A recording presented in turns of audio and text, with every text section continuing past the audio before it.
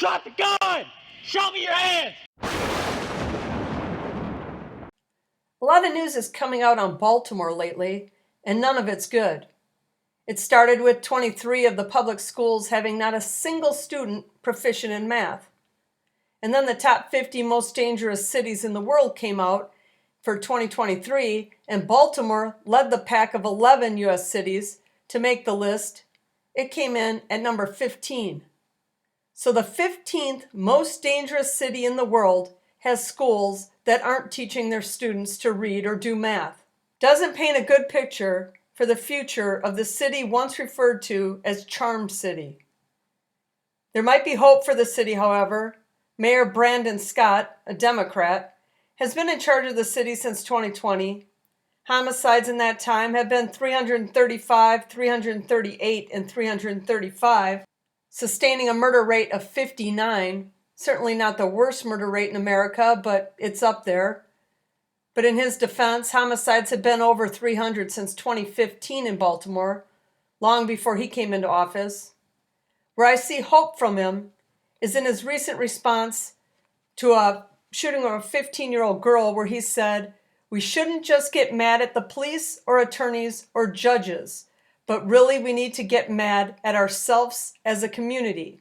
Following a deadly school shooting at Edmondson Westside High School, Scott said, "We are talking about societal issues here that allow young people to think that this is how they're allowed to solve their conflict, because quite frankly, they learn it from adults." Recently, a reporter asked him about the gun violence, and he stopped the reporter and said, "Let's be honest, what happened here is about breakdowns in our community.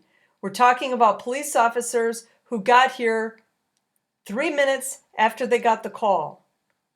He's saying all the right things, but will he have the actions that will bring about change? The violent crime rate in the city as a whole is 379% higher than the U.S. average. The city is majority black and not very diverse. Its population has been on a steep decline since it peaked at almost 1 million people in the 1950s. Of the 54 neighborhoods the city is broken down into, you could count on one hand how many would be safe enough to live in, and that would depend on your definition of safe, with many of the city's neighborhoods having violent crime rates over 500% higher than the national average. The Hopkins Middle East neighborhood is 837% higher.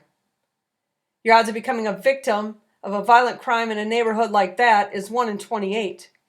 The average household income in Baltimore is under $75,000, and the poverty rate is 23%. An interesting fact is that the city of Baltimore was the second city in America, behind only New York City, to reach a population of 100,000. And it remained the second largest city until 1850. Today, it's the 29th largest city by population. And if you use the top 50 most dangerous cities list as a gauge, then Baltimore would be the most dangerous city in America.